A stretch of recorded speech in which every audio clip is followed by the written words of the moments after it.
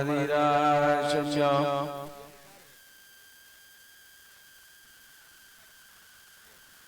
ओम केशवाय नमः। ओम नारायणाय नमः। ओम माधवाय नमः। अष्टोज्ज्वल प्रक्षालन गोविंदाय नमो नमः।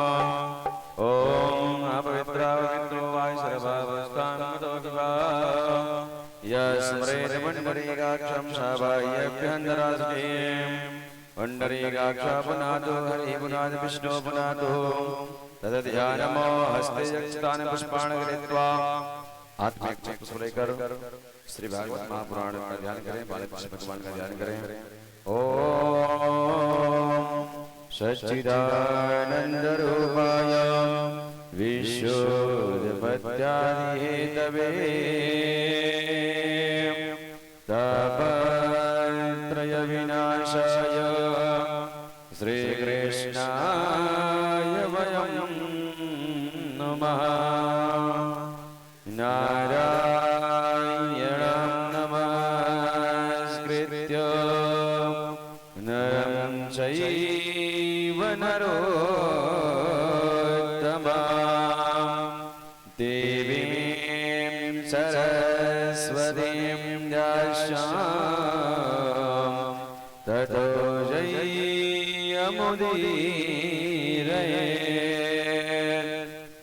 जय जय श्री राधारमण जय जय नमन किशोर जय गोपी चित चोर प्रभु जय जय माखन चोर। ओम कृष्णाभ्यां नमः पुराण पुरुषोत्तमाय नमः। ध्यानं ध्यानार्थितानि पुष्पाणि समर्पयामि। चढ़ा दे विराट चतुर्सुले सुखदेव श्री व्यास जी महाराज का ध्यान करें। ओम व्यासाय रूप विष्णाय ओम व्यासाय रूप विष्णवे व्यासरूपाय विष्णवे नमो वै ब्रह्मनिधये वसिष्ठाय नमो नमः। व्यासरूपाय नमः। पुष्पाणि समर्पयामि। चंदनानुलेपनम् ओम रेगंधनं नंदनं नंदं गंधात्मं सोनोहरं वंदिलेपनं श्रेष्ठे चंदनं प्रगीयतां चंदनानुलेपनं समर्पयामि। श्री बालकृष्णाभ्यां नमः प्राण पुरुषोत्तमाय नमः। श्री सीताराम चंद्राभ्यां नमः। पुष्पं पुष्पमाल्यां पुष्पमाला ओम माल्यादीनि सुगन्धीनि मालत्यादीनि वै प्रभो मया इदानीं पुष्पाणि पूजार्थं प्रगीयतां। बालकृष्णाभ्यां नमः प्राण पुरुषोत्तमाय नमः। वर्षं पुष्पं पुष्पमाल्यां समर्पयामि। धूपदीपम् ओम दूरशिरवदुर्वदं दूर्वदं दुष्मन् दूर्वदिदं दूर्भयं भयं दूर्वामः देवानामसिवनिततं सतितमां प्रभृतमां दुष्टतमं देवभूतमं। ओम प्राणपुरुषोत्तमाय नमः। बालकृष्णाभ्यां नमः। धूपग्रापयामि चन्द्रमां वनधजातचक्षुः सूर्यो वजायत श्रुत्वा वायुश्च प्राणश्च मुखादग्निरजायत। वनस्पतिसम्भूतो गण्डाढ्यगण्डोत्तमा आग्रेया सर्वदेवानां धूपोऽयं प्रदीयतां। धूपग्रापयामि दीपं दर्शयामि दीपान्ते समर्पयामि। नैवेद्यम् ओम नाद्यायशीदन्तरिक्षगुं कृष्णो द्योः समवर्तत पदव्यां भूमिर्दिशः श्रोत्रा तथा लोकान् कलवयन्ना। नैवेद्यं निवेदयामि दक्षिणा दीजिए। ओम गर्भः समवर्तताग्रे भूतस्य जातः वज्रीर्ययासीत सदादारपत्रं न्यामदयमाकस्मै देवाभिधाभिधेयं माकतः पुच्छन्द्रन्यासे द्रविदक्षां समर्पयामि। अराधिकं प्राज्वल्य ओम हरि ओम इदगं अवे प्रजननं नेयसुदसरीरगं गर्भगणकं सस्ते आकाशनी प्रजासनी वसुसनी लोकसन्नवयसनी प्रजं बहुलं ने करोन्नं दयोरेतो अस्मासुदत्सः।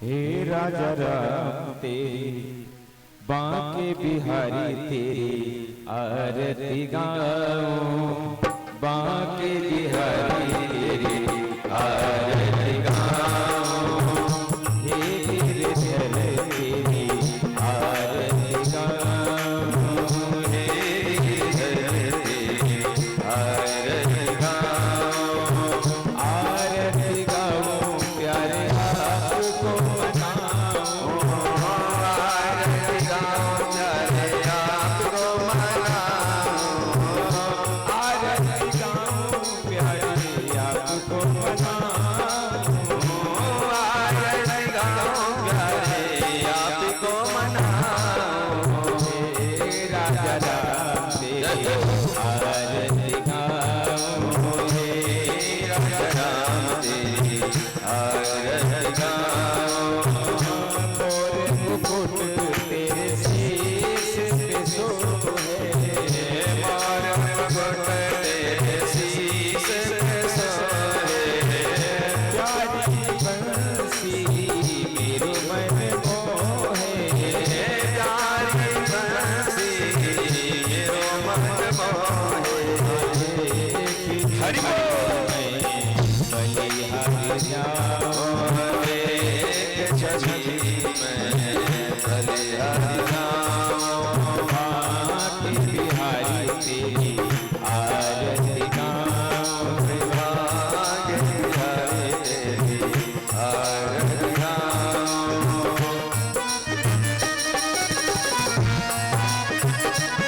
श्री राधे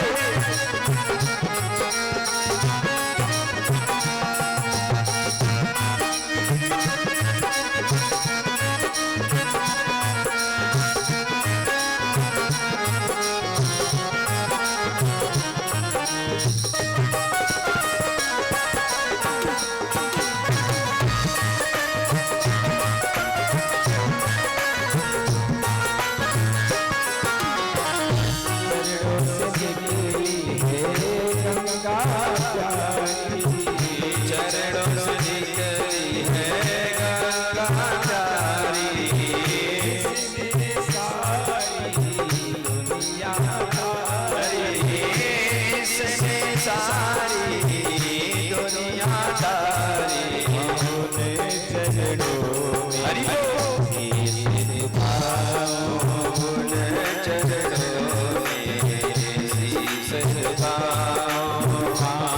बिहारी तेरी आरती गाऊं, बांके बिहारी तेरी आरती गाऊं।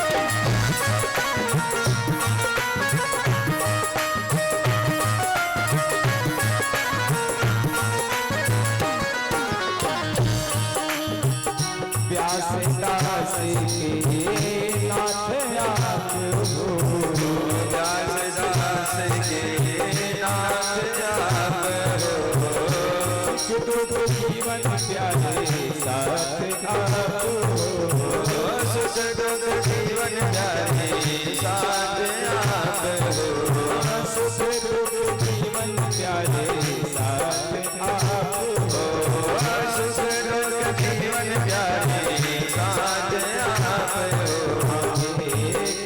छवि में बलिहारी जाऊं, छवि में बलिहारी जाऊं, बांके बिहारी तेरी आरती गाऊं, बांके बिहारी तेरी आरती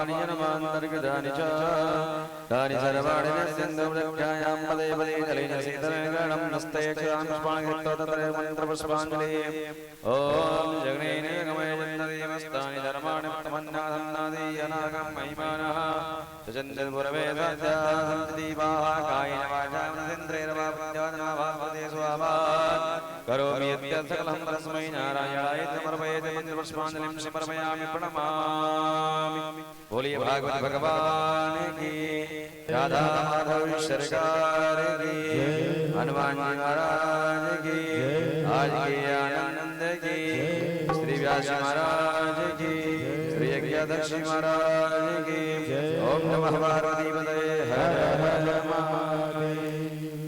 सभी अपने स्थान पर बैठ जाएं और प्रेम से कथा रसपान करें और ध्यान दें जो भी भक्तवृंद अभी तक कथा पांडाल में नहीं आए वो सब लोग अवश्य आ जाएं। आज कुछ कारणवश प्रकृति की कारणवश कथा में विलंब हुआ, इसके लिए सभी से मैं क्षमा चाहता हूँ। आप लोग विलंब मना करें, अब जितना जल्दी हो सके शीघ्रता से आने का कष्ट करें।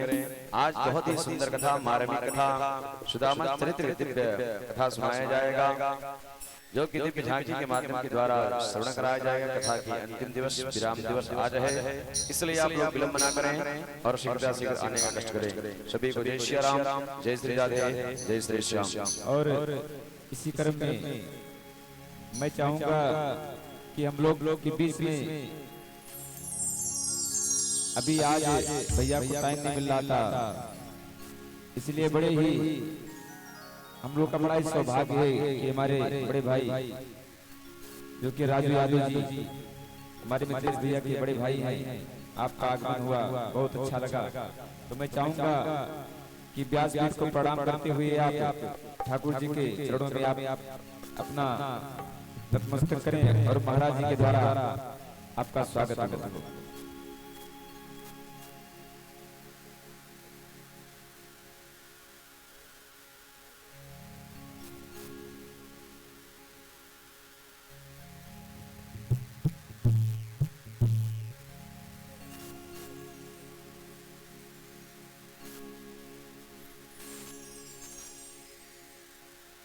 आप लोग जोरदार ताली लगाइएगा, जोरदार स्वागत करें। बोले नारायण भगवान की जय हो।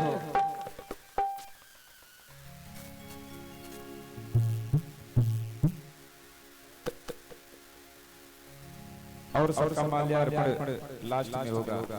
स्वागत समारोह, विदाई समारोह लास्ट में होगा।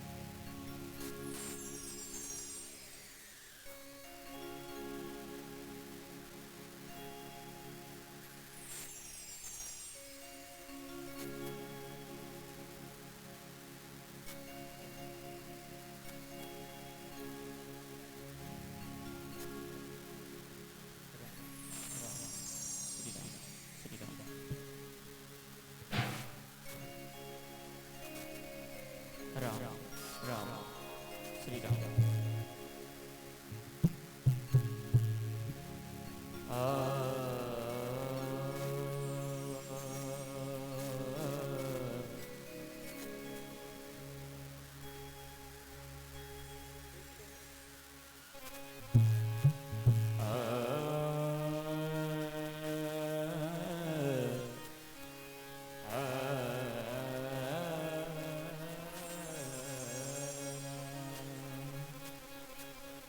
स्वस्ति श्री गणेशाय नमः। श्री सरस्वत्यै नमः। श्री गुरुचरण कमलेभ्यो नमः। हेयं सदा परिभवगणनभीष्टदोहम् तीर्थास्पदं शिवविरञ्चिनुतं शरण्यम् नृत्यार्तिहं व्रणकपालभवद्भिपूतम् वन्दे महापुरुषते चरणारविन्दम्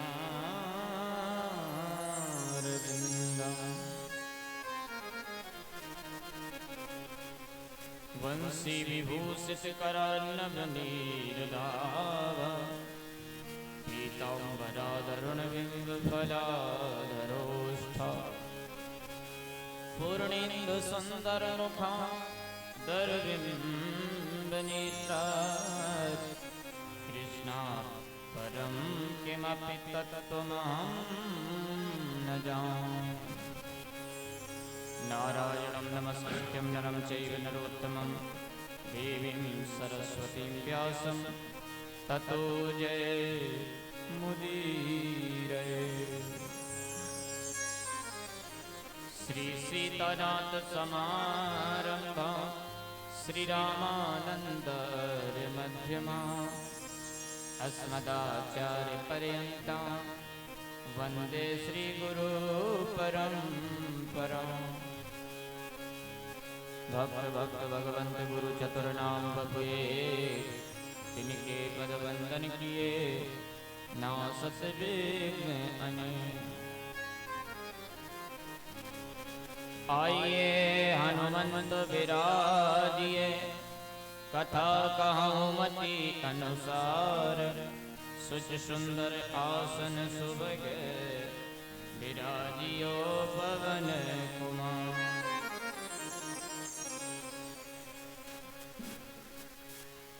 जाकी सेवा भाव से मुग्ध भये श्री राम ऐसे श्री हनुमान को मेरा बारंबार।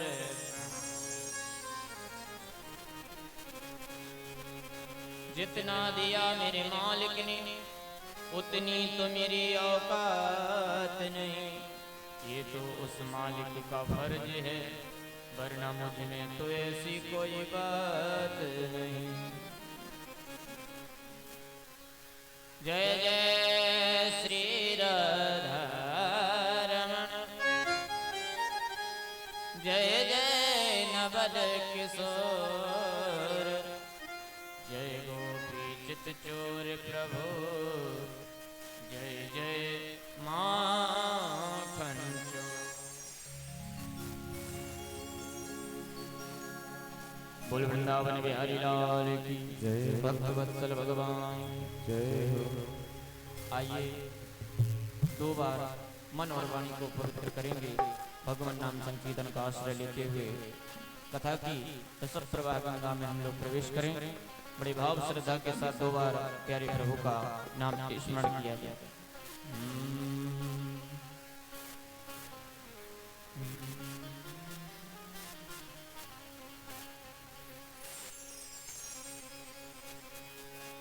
राजा राम राम राम सीता राम राम राम।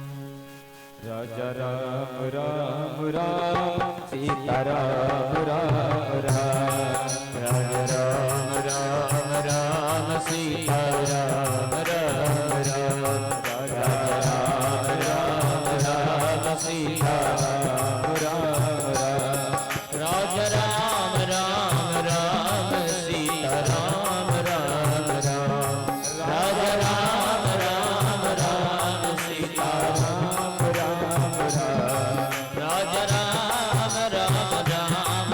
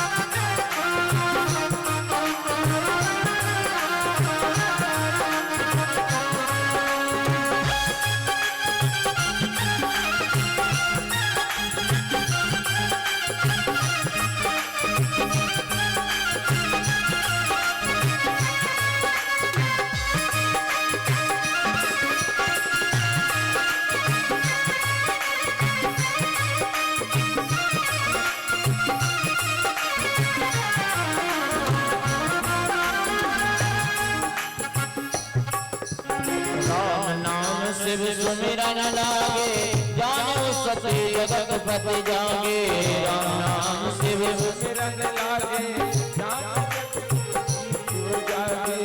राम नाम शिव सुमिरन लागे जाने सत्य जगत पति जागे राम नाम शिव सुमिरन लागे जाने सत्य जगत पति जागे ओ जाने सत्य जगत पति जागे जाने सत्य जगत पति जागे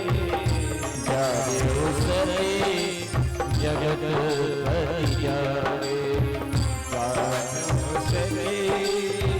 जगत पति जागे राम राम राम सिया राम राम राम राजा राम राम राम सीता राम।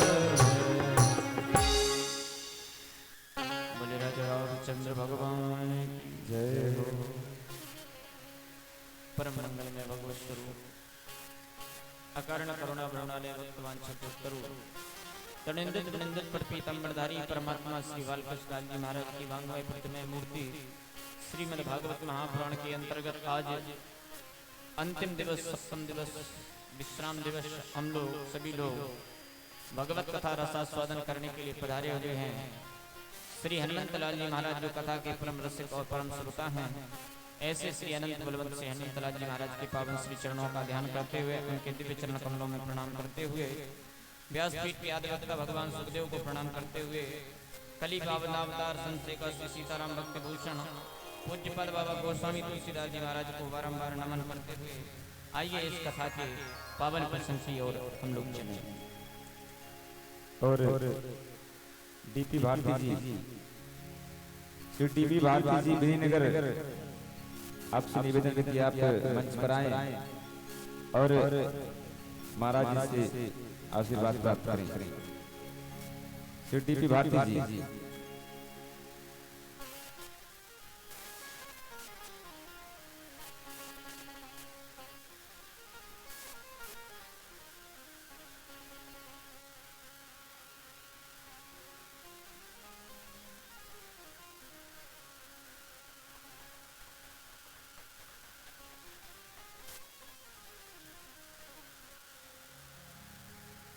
कृष्णस्य शीर्षक कश्चित् ब्राह्मणो ब्रह्मवित्तम विरक्त इन्द्रियार्थेषु प्रशान्तात्मा जितेन्द्रिय। परम मंगल में भगवत स्वरूप कारण करुणा के कारण भगवान की मंगलमय कथा का स्वादन करा रहे भगवान सुखदेव राजा परीक्षित इस कथा को श्रवण करते हुए गदगद हो रहे हैं। कल पूज्यपाद बाबा गोस्वामी तुलसीदास जी महाराज सुखदेव भगवान परीक्षित को कथा श्रवण करा रहे थे कि कैसे कैसे भगवान का दिव्य विवाह रुक्मणी के साथ हुआ, जो जगत की माता है, जगत की आराध्या है। भगवान के और भी विवाह हुए। सुखदेव बाबा कह रहे हैं परीक्षित कैसे? बोले भगवान के एक दो नहीं, बहुत सारे विवाह हुए जिनकी गायन गाथा गायन चर्चा का रसपान बाबा सुखदेव करवा रहे। राजन सत्राजित नाम के राजा ने जब भगवान को मणि की चोरी का कलंक लगाया, उस कलंक को मिटाने के लिए भगवान जामवंत के साथ युद्ध करते हैं और जामवती को साथ में लेकर के भगवान अपनी अर्धांगिनी के रूप में उन्हें स्वीकार करते हुए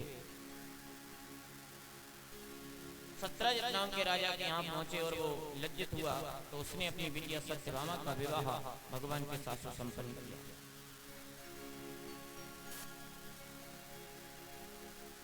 तो पहला विवाह भगवान का रुक्मिणी के साथ, दूसरा जामवती के साथ, तीसरा सत्यभामा के साथ, चौथा कालिंदी जी के साथ, पांचवा मित्रवृंदा के साथ, छठवां नग्न जी के साथ, सातवां भद्रा के साथ, आठवां लक्ष्मणा जी के साथ भगवान के अलग अलग 8 विवाह सुसंपन्न हुए। लेकिन 16,100 विवाह भगवान के एक ही दिन, एक ही मुहूर्त में, एक ही नक्षत्र में सुसंपन्न हुए। भावमासुर नाम का राक्षस, जिसको नरकासुर के नाम से सब लोग जानते हैं, भूमि पुत्र होने के नाते इसका नाम भौमासुर पड़ा। 16,100 राजकन्याओं को इसने बंधन में बांध रखकर पटक रखा था। भगवान अपने प्रिय पुत्र प्रद्युम्न के साथ जाते हैं और उस राक्षस का वध करवा के 16,100 राजकन्याओं को जब बंधन मुक्त किया और एक स्वर में भगवान ने कहा, देवियों आज से तुम बंधन मुक्त हो, अपने अपने घर जा सकती हो।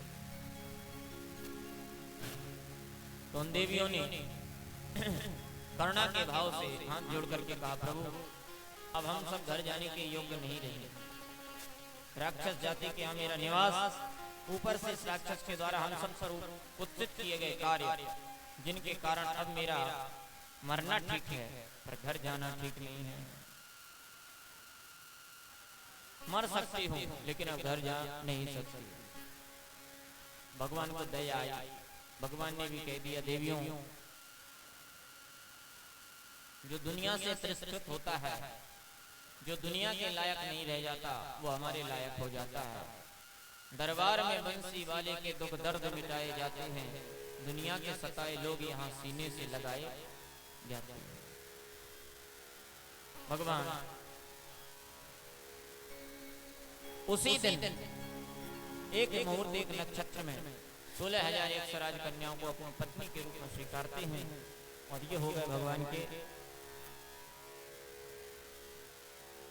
16,108 विवाह। भागवत कथा में लिखा है,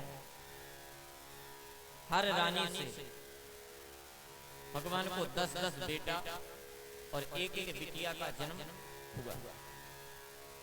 अब आप जोड़ सकते हैं कि कितनी जनसंख्या का परिवार भगवान का हुआ। 16,108 रानी है, प्रत्येक रानी से 10-10 बेटा हुए, तो 16,108 गुणित 10 बराबर 1,61,080 भगवान के बेटा थे। और 16,108 रानी, प्रत्येक रानी से एक बिटिया, तो 16,108 भगवान की कन्यादान भी करने का अवसर प्राप्त हुआ भगवान को। बहुत बड़ा परिवार था भगवान का।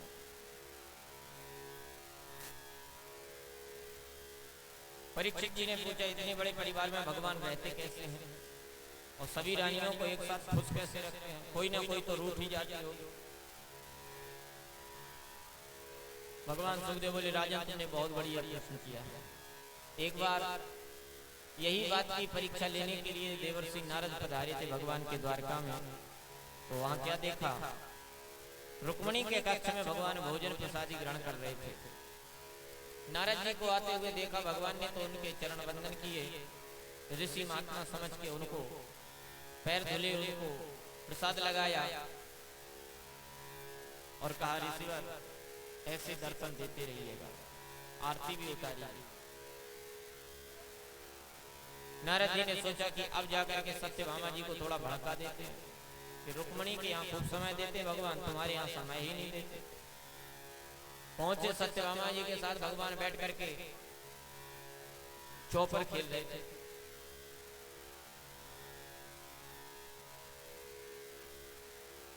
भगवान को इस प्रकार से जब देखा तो सोचने लगे कि हम तो अभी रुक्मिणी के कक्ष में छोड़ के आए थे, फिर यहाँ कैसे आ गए?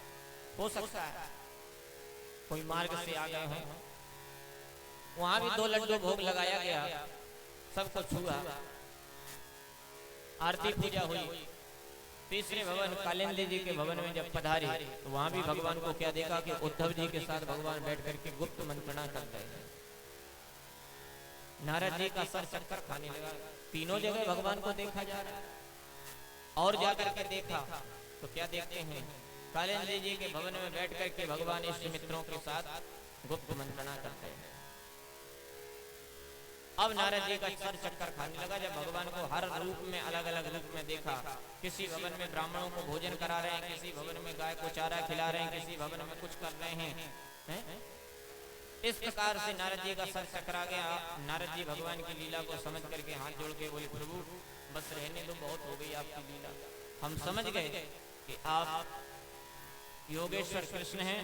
आप अलग अलग रूप बना करके 16,108 रूपों में द्वारिका में विराजमान हमेशा रहते हैं, ताकि कोई रानी को ये ना लगे कि भगवान हमसे प्रेम नहीं करते।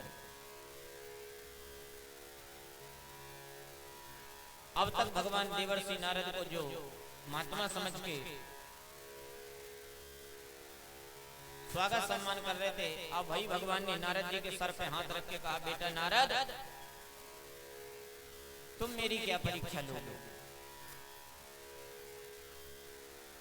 तुम्हारे पिता ब्रह्मा जी के भी 4 सिर चक्कर खा जाते हमारी लीलाओं को देख के, दोबारा कभी मेरी परीक्षा लेने की कोशिश मत करना। इस प्रकार कहा।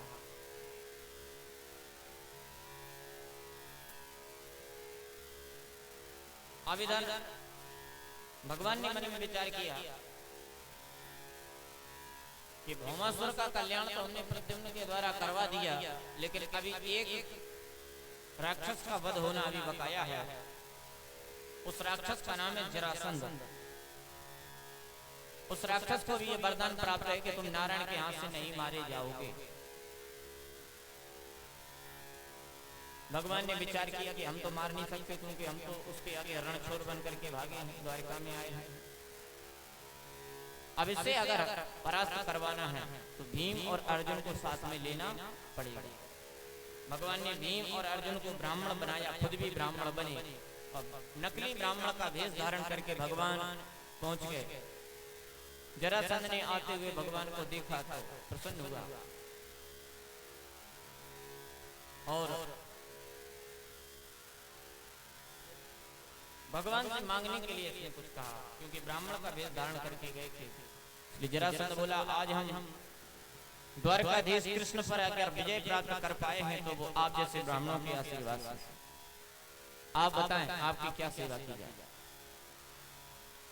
भगवान बोले, हम तो कुछ नहीं लेते।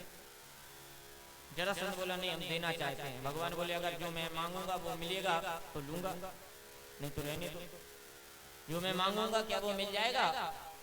बोले, अवश्य आप मांगने में देरी करेंगे पर मैं देने में बिल्कुल विलंब नहीं करूंगा। आप मांग के देखें क्या चलता है। भगवान ने कहा, अगर देना है तो बस मुझे एक ही वरदान दीजिए। युद्धम नो देहि राजेंद्र द्वंद्व यदि मन्यसे युद्धार्थिनो वयं प्राप्त राजन्यान्यकांक्षिणा।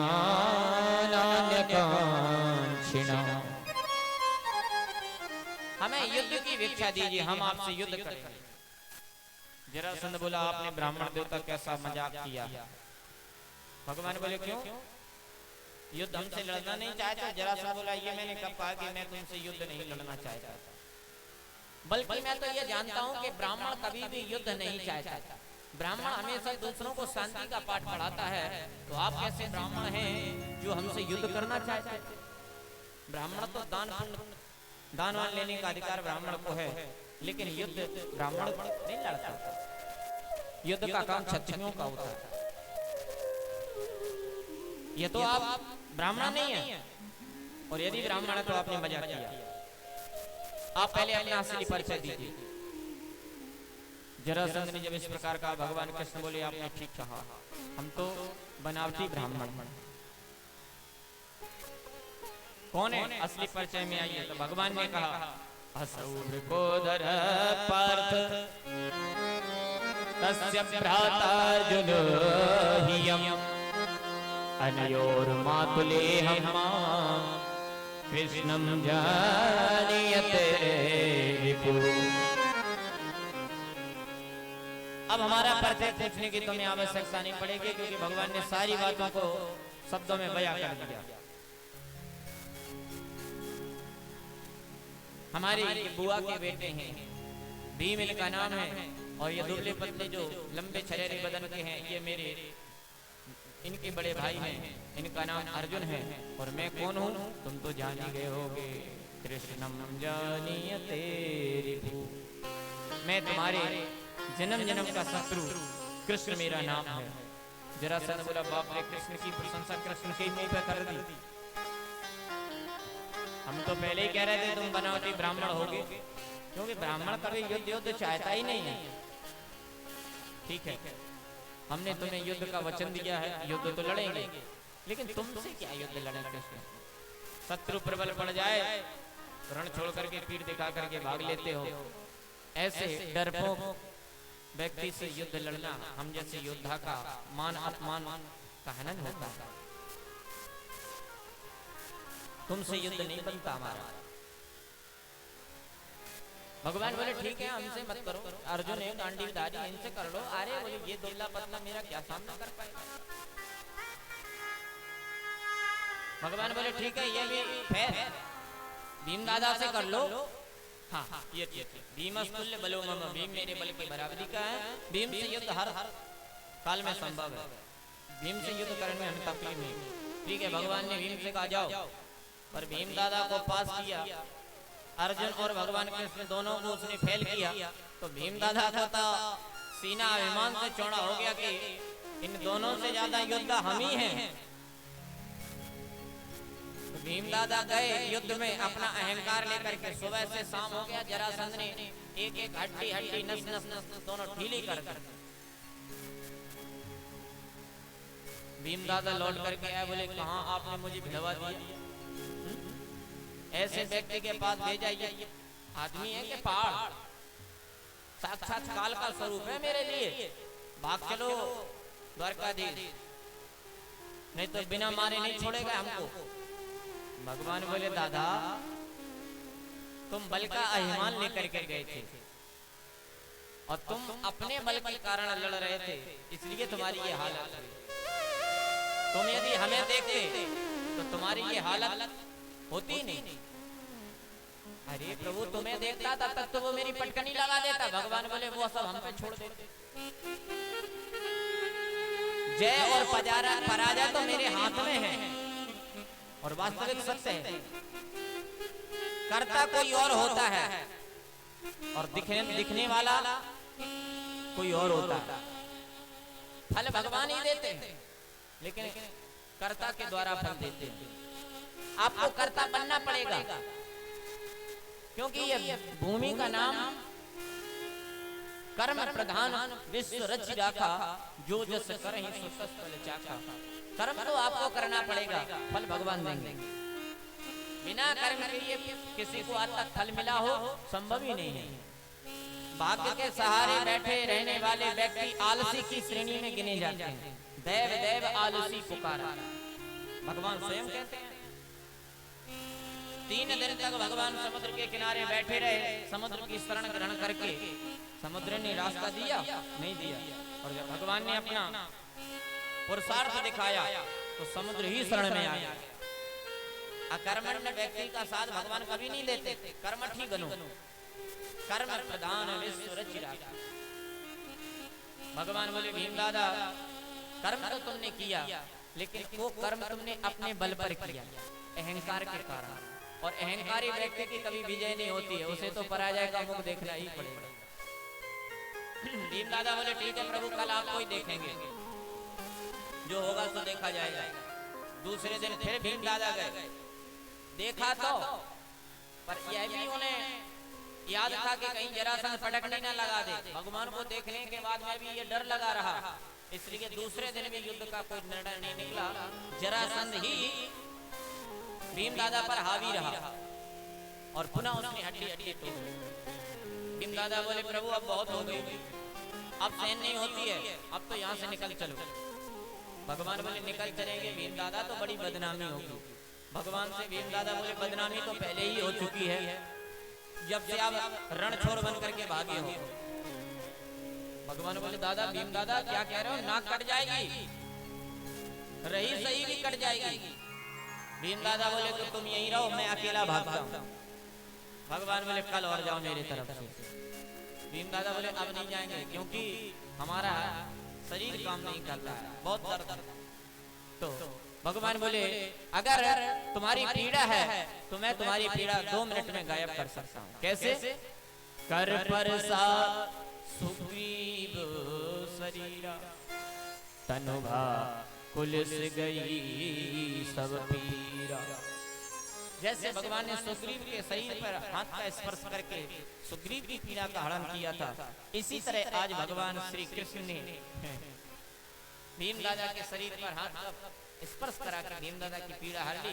एकदम पहले कि जैसे पहले से भी तंदुरुस्त मालूम चलने लगे। भीम दादा बोले अब चला जाऊंगा। भगवान बोले मेरे तरफ देखने की, भाव से देखना, जय और पराजय की चिंता को छोड़ करके मेरे तरफ देखना, फिर देखो क्या होता है। भीम दादा बोले अब तो हम अपना जीवन तुम्हारे चरणों में समर्पण कर देते हैं द्वारकेश, होगा तो देखा जाएगा। भगवान बोले बस यही तो चाहता था।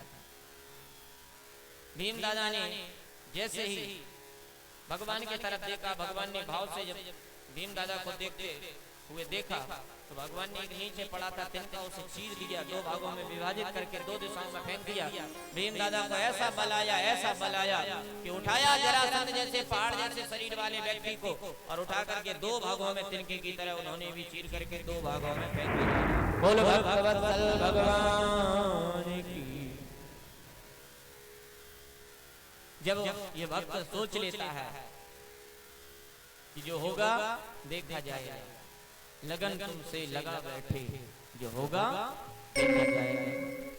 लगन तुमसे लगा बैठे, लगन तुमसे लगा बैठे, जो होगा देखा जाएगा। लगन तुमसे लगा बैठे, जो होगा देखा जाएगा। लगन तुमसे लगा बैठे, जो होगा देखा जाएगा। जो होगा देखा जाएगा, जो होगा देखा जाएगा, जो होगा देखा जाएगा, जो होगा देखा जाएगा, जो होगा देखा जाएगा।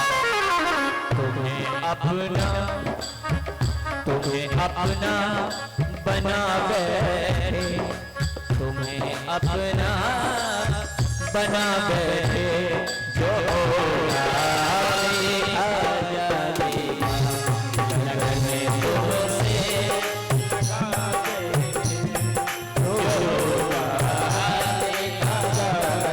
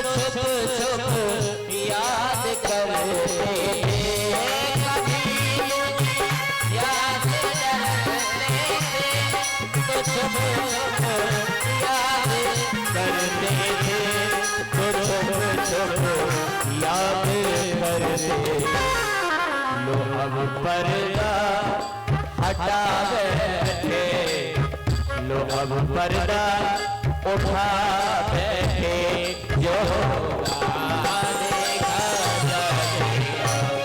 लगन तुमसे लगा बैठे,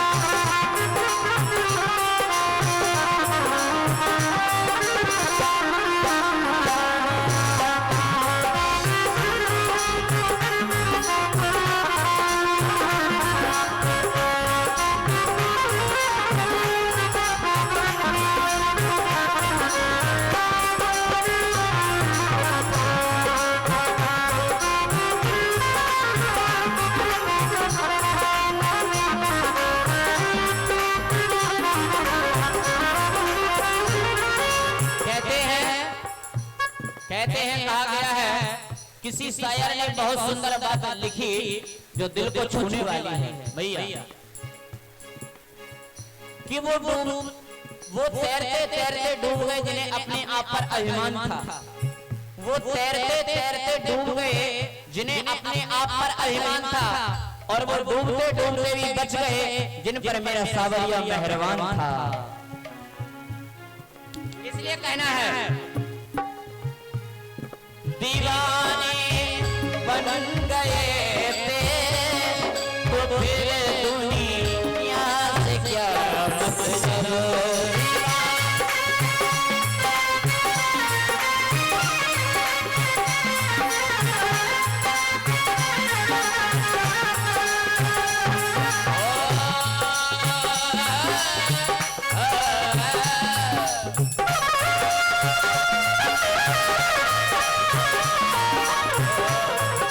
दीवाने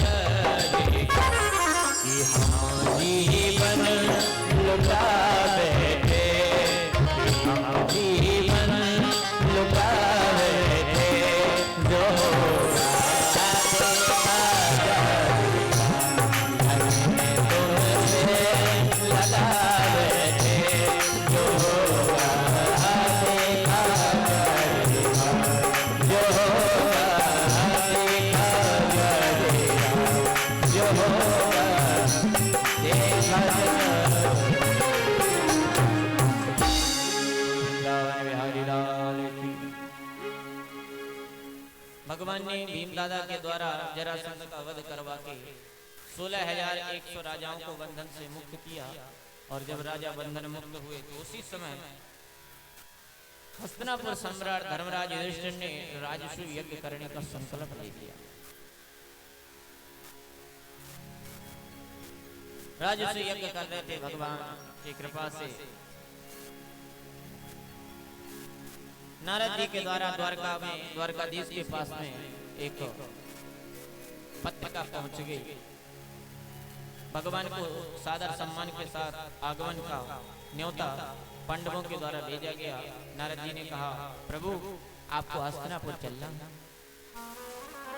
भगवान बोले, नारद जी अब तो युधिष्ठिर जी हस्तिनापुर सम्राट बन गए, अब वो साधारण नहीं है, क्या अब भी उन्हें हमारी आवश्यकता है?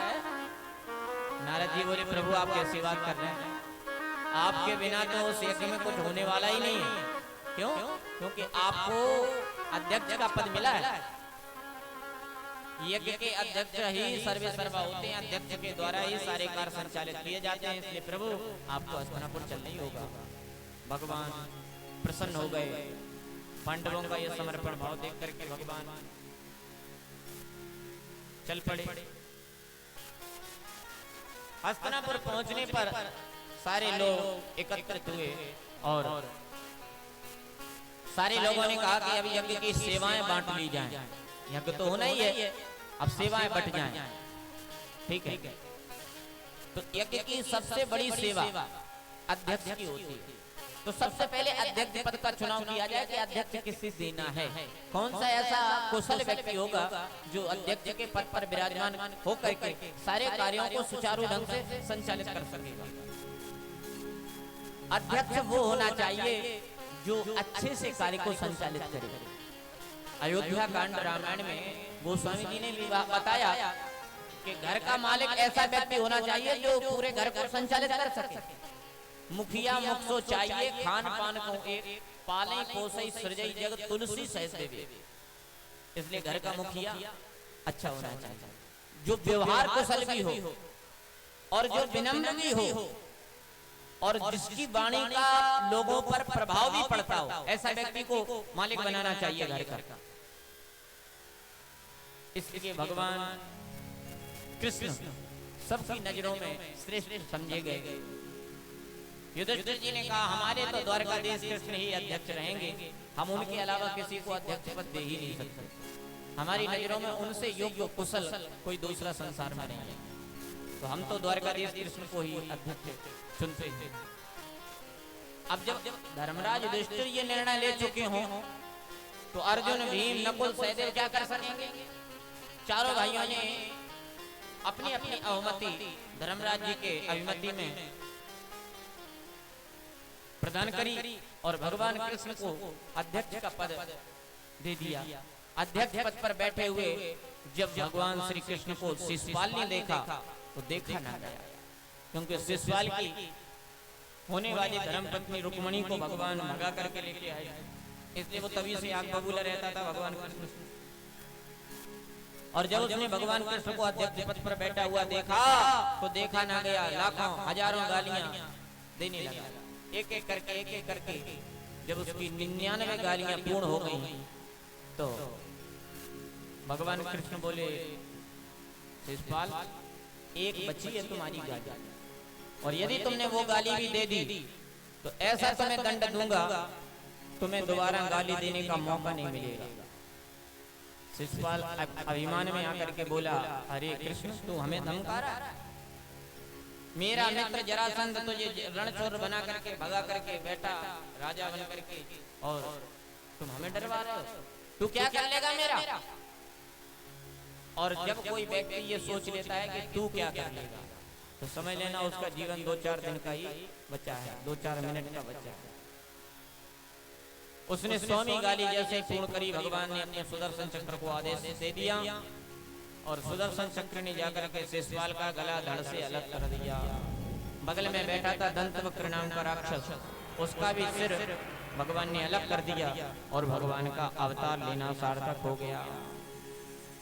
भगवान का अवतार इन दो राक्षसों के लिए ही विशेष रूप से हुआ। ये भगवान के द्वारपाल थे दोनों। एक जन्म में हिरण्याक्ष हिरण्यकश्यपु बने, एक जन्म में रावण कुंभकर्ण बने और तीसरे जन्म में शिशुपाल और दंतवक्र बने थे।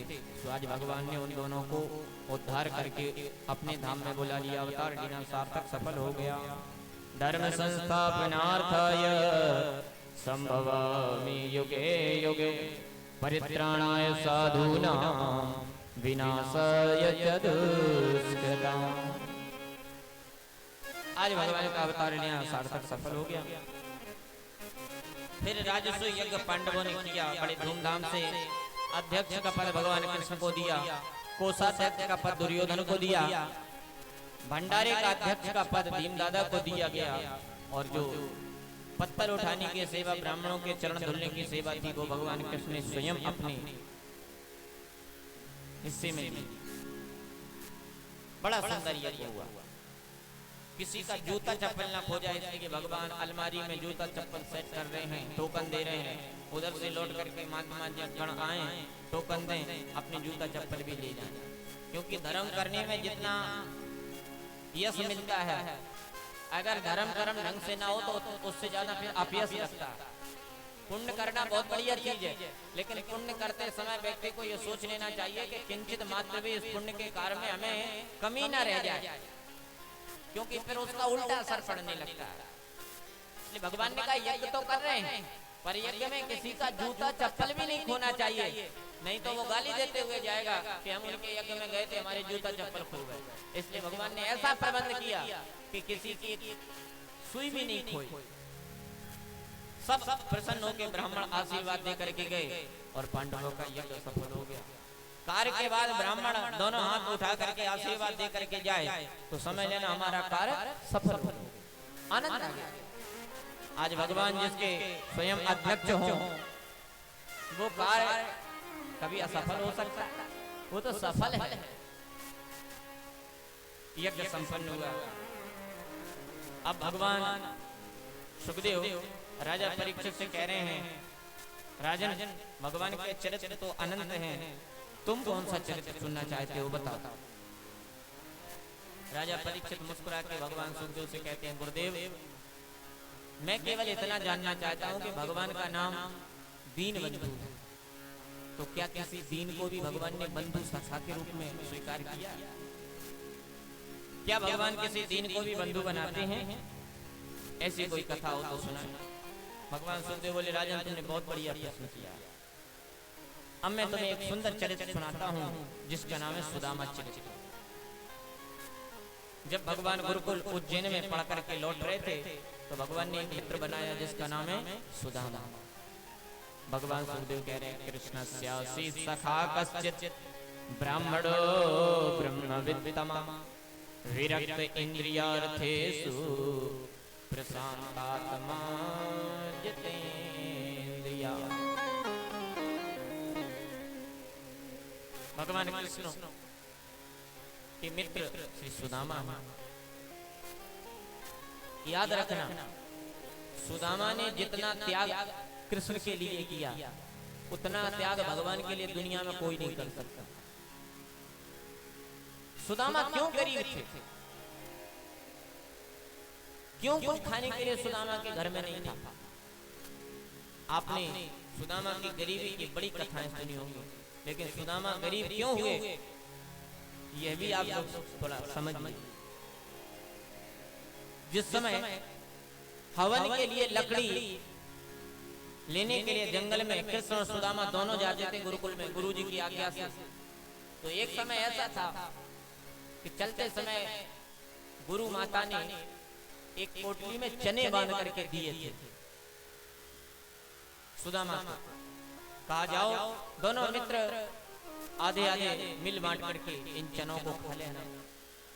और जब उस दिन उस रात में घोर भयानक मूसलाधार बारिश हुई तो दोनों मित्र कृष्ण और सुदामा एक पेड़ पर चढ़ गए और पेड़ पर चढ़ चढ़ करके पूरी रात उसी पेड़ पर बितानी पड़ी और भूख लगी तो भगवान कृष्ण को याद नहीं था। सुदामा के पास में वो पोटली थी। सुदामा ने धीरे धीरे धीरे धीरे करके वो पूरे चने खा लिए, क्योंकि वो चने ऐसे घर से लाए गए थे कि वो चने जो भी खा लेता वो दलित हो जाता। तो सुदामा को यह बात पता चली। सुदामा ने मन में विचार किया कि यदि द्वारकाधीश कृष्ण ने ये चने खा लिए और द्वारकाधीश कृष्ण दलित हो गए तो द्वारकाधीश कृष्ण की दलितता संसार में कोई दूर नहीं कर पाएगा। इसलिए द्वारकाधीश कृष्ण को कोई कष्ट न हो, इसलिए द्वारकाधीश कृष्ण का सारा कष्ट सुदामा ने अपने ऊपर ले लिया। बोले मैं गरीब हो जाऊंगा, मैं दलित हो जाऊंगा तो मेरी दलितता मेरी गरीबी तो भगवान कृष्ण दूर कर सकते हैं, लेकिन जब द्वारकाधीश कृष्ण ही दलित हो जाएगा तो संसार का क्या होगा। इसलिए द्वारकाधीश कृष्ण के लिए सुदामा ने इतना बड़ा त्याग किया। लोग कहते हैं सुदामा गरीब है, सुदामा गरीब है। कौन कहता सुदामा गरीब है? गरीबी और अमीरी तो अपने मन की मान्यता गरीबी अमीरी कहते हैं। और जितनी भगवान की याद, जितना भगवान का स्मरण, जितना भगवान का नाम संकीर्तन गरीबी में होता है उतना अमीरी में नहीं होता।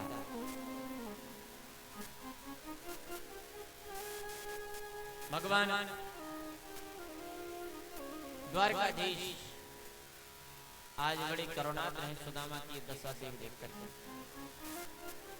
सुदामा के घर में उनकी धर्मपत्नी सुशीला देवी और उनके बच्चे भूखे मारे जा रहे हैं। दाना नहीं है घर में खाने के लिए। भगवान कृष्ण ने ये विकल दशा देखी तो देखी नहीं। मन में सोचा भगवान ने कि ये ब्राह्मण तो मेरे दर पर कभी नहीं आ सकता। सुदामा की हिम्मत ही नहीं पड़ती कि द्वारकाधीश कृष्ण के दर पे जाए, लेकिन मन में हमेशा याद आती है सुदामा जी को। और एक ही बार बारंबार रट लगा करके सुदामा जी कहते हैं, तुम्हारी याद आती है, बताओ क्या करें मोहन। तुम्हारी याद आती है, बताओ क्या करें मोहन।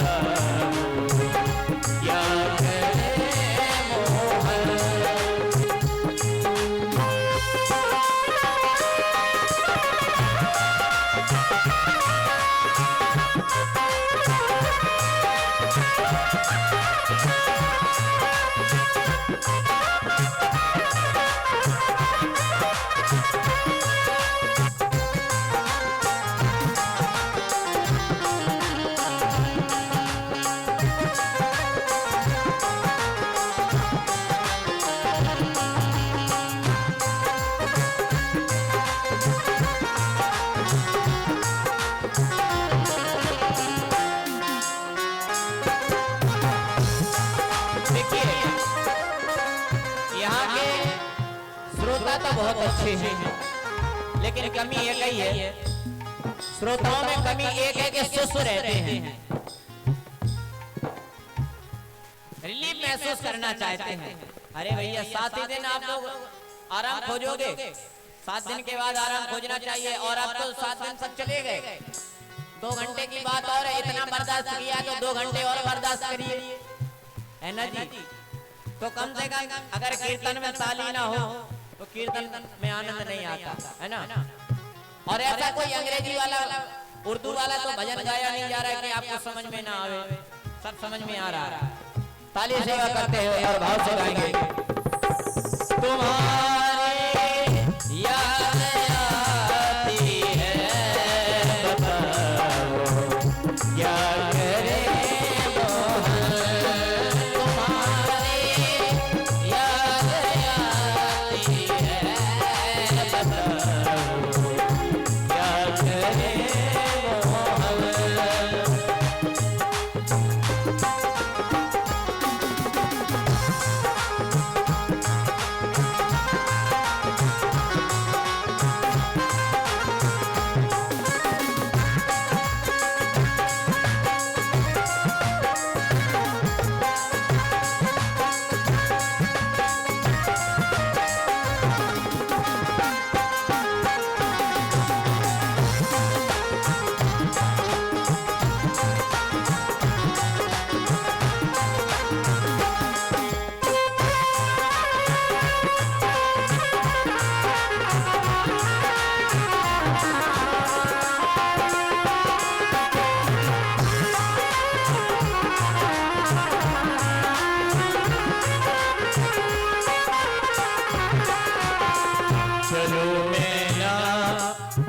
चलने दे रुकूं मैं ना वो रुकने दे,